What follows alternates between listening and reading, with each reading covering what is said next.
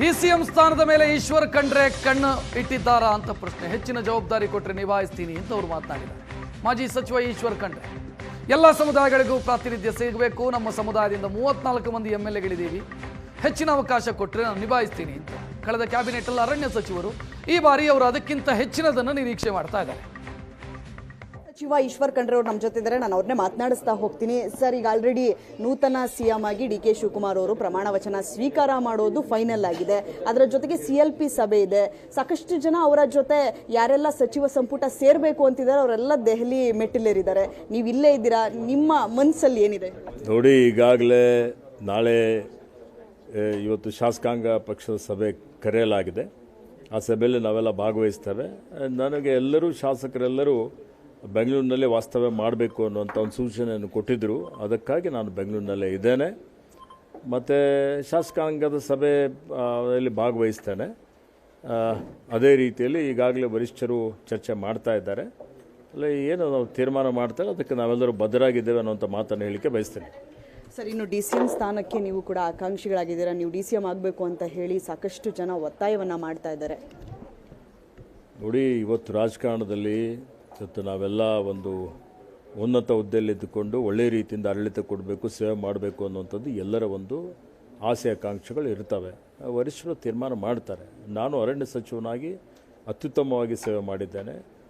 ನಿಷ್ಠೆಯಿಂದ ದಕ್ಷತೆಯಿಂದ ಇವತ್ತು ಅರಣ್ಯ ಇಲಾಖೆಯಲ್ಲಿ ಎಂದೂ ಆಗದ ರೀತಿಯಲ್ಲಿ ಕೆಲಸ ಕಾರ್ಯಗಳು ನಾವು ಮಾಡಿದ್ದೇವೆ.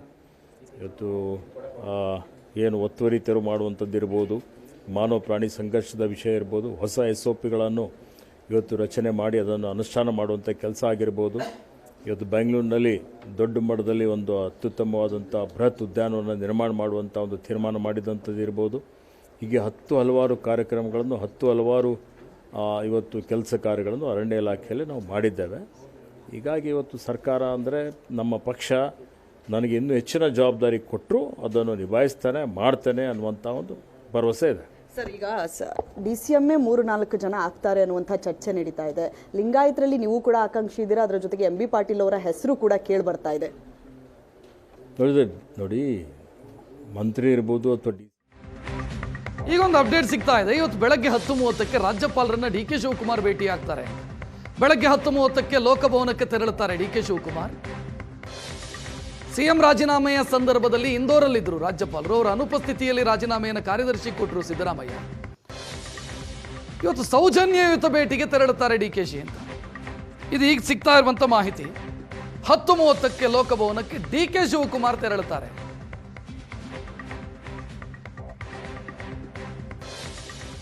ಮತ್ತೆ ಸಂಜೆ ಮತ್ತೆ ಭೇಟಿಯಾಗಬೇಕಾದಂತ ಕಾನೂನು ಪ್ರಕಾರ ಅವರು ಮತ್ತೆ ಭೇಟಿಯಾಗಬೇಕು ಸಂಜೆ ಶಾಸಕಾಂಗ ಪಕ್ಷದ ನಾಯಕರನ್ನಾಗಿ ಆಯ್ಕೆ ಮಾಡಿದ ನಂತರ.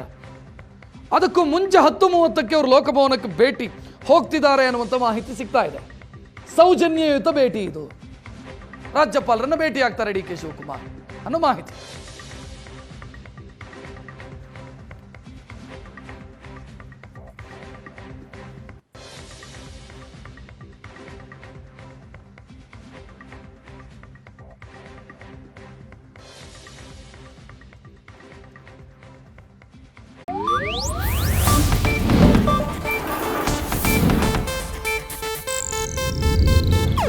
ಇದು ಏಷ್ಯಾನೆಟ್ ನ್ಯೂಸ್ ನೆಟ್ವರ್ಕ್ ಪ್ರಸ್ತುತಿ.